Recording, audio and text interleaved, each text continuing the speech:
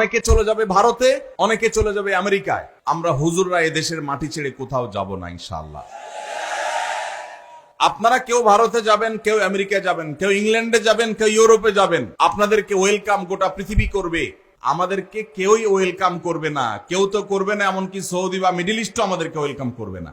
আর welcome করুক বা না করুক, এই মাটি ছেড়ে এদেশের মুসলমানরা পৃথিবীর কোথাও এই মাটিকে নষ্ট করতে আপনাদেরকে দেওয়া হবে না। আপনারা এই মাটি নষ্ট করবেন, করে এরপরে বিদেশে পাড়ি জমাবেন, এদেশকে লুট করে নিয়ে চলে যাবেন, এরপরে বিদেশে গিয়ে স্বামী সন্তান নিয়ে বেঁচে থাকবেন। এটা আমরা মুসলমানরা ইনশাল্লাহ হতে দেব না।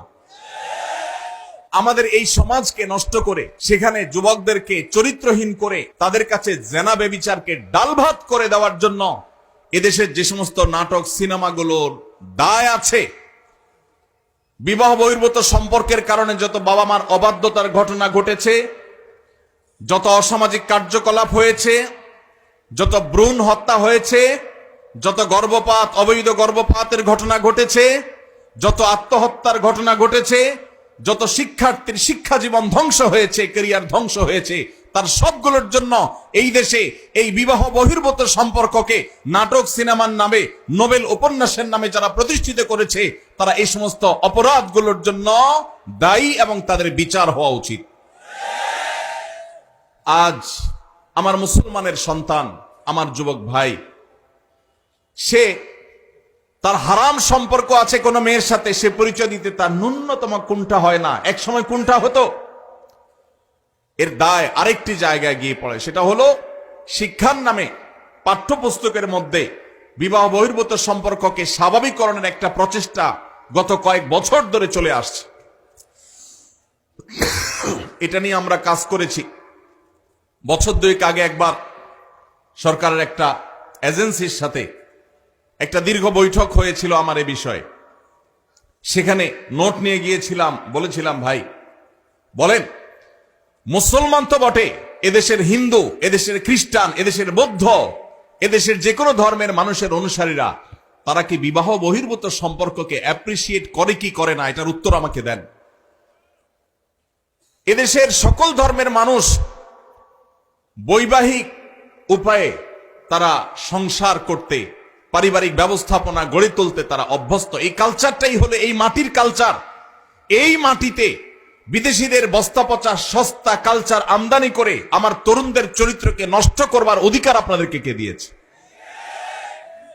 দুর্ভাগ্যজনক হলেও সত্য, আজ পাঠ্যপুস্তকগুলোতে শিক্ষার নামে আমরা দেখেছি গত বহু বছর ধরে আমাদের তরুণ তরুণীদেরকে, আমাদের কিশোর কিশোরীদেরকে অবৈধ সম্পর্ক করবার জন্য তাদেরকে নানাভাবে প্ররোচনা দেওয়া হয়েছে, তাদেরকে নানাভাবে উৎসাহিত করা হয়েছে।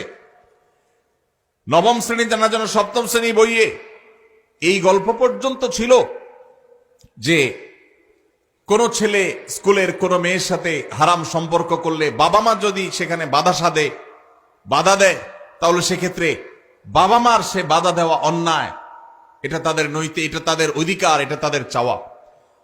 পশ্চিমাদের অনেক ভালো দিক আছে, তারা জ্ঞানে বিজ্ঞানে অবকাঠামোতে অনেক কিছুতে তারা আমাদের চাইতে এগিয়ে আছে, কিন্তু পরিবার ব্যবস্থাপনায় তারা আমাদের থেকে কতটা পিছিয়ে আছে?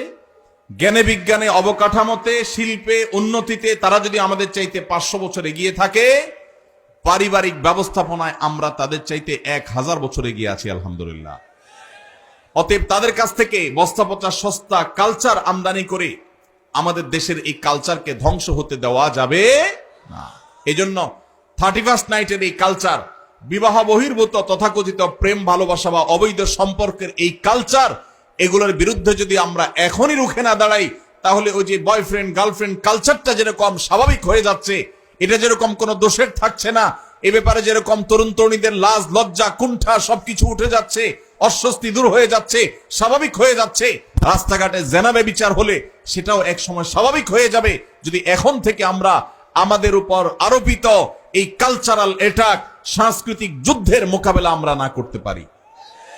ভাইরা আমার, সেজন্য আপনারা যারা ওয়াজ মাহফিলে এসেছেন, আপনারা বেশিরভাগ মানুষ 31st নাইটের ফানুস উড়াবেন না আমি জানি, আপনারা বেশিরভাগ মানুষ 31st নাইট উদযাপন করবেন না আমি জানি। তারপরও আপনাদেরকে কথাগুলো বলার উদ্দেশ্য হলো সমাজের প্রত্যেকটা জায়গায় জায়গায়, মসজিদে মসজিদে এই অপসংস্কৃতি প্রতিরোধ কমিটি গড়ে তুলতে হবে এবং উদ্যোগ নিতে হবে যে আমাদের তরুণদের কেউ যদি এই উচ্ছৃঙ্খল কাজ করতে যায়, কেউ যদি রাত 12টা 1 মিনিটে বিকট আওয়াজে আবারও কোনো মায়ের কোলে থাকা শিশুকে হত্যা করতে উদ্যত হয়, আবারও যদি কোনো অসহায় নারী উদ্যোক্তার সব পুড়িয়ে ছাই করে দিতে উদ্যত হয়, তাহলে তার সে কালো হাত থামিয়ে দিতে হবে, তাকে আইন শৃঙ্খলার কাছে সুপর্দ করতে হবে। ভাইরা আমার, এখানে আমার অনেক স্কুল কলেজের অনেক বন্ধুরা আছেন, অনেক তরুণরা আছেন। আপনাদের প্রতি আমার একান্ত অনুরোধ, আপনি একজন মুসলমান, আপনি একজন বাংলাদেশী। বাংলাদেশের মানুষের এ মাটির কিছু সংস্কৃতি আছে। মুসলমান হিসাবে আপনার কিছু সংস্কৃতি আছে। মনে রাখবেন, যে কোনো জাতির আত্মপরিচয়, তাদের আইডেন্টিটি, এটা তাদের সংস্কৃতির মধ্য দিয়ে টিকে থাকে। যে জাতি অন্যদের সংস্কৃতিতে হারিয়ে যায়, তাদের আত্মপরিচয় আর থাকে না, একসময় তারা বিলীন হয়ে যায়, হারিয়ে যায়। আমাদের এই দেশকে, এই দেশের মানুষকে, আমাদের আত্মপরিচয়কে নষ্ট করে দেওয়ার জন্য হাজারটা ষড়যন্ত্র আছে। এই জন্য বিনোদনের নামে, আনন্দ ফুর্তির নামে, শিক্ষার নামে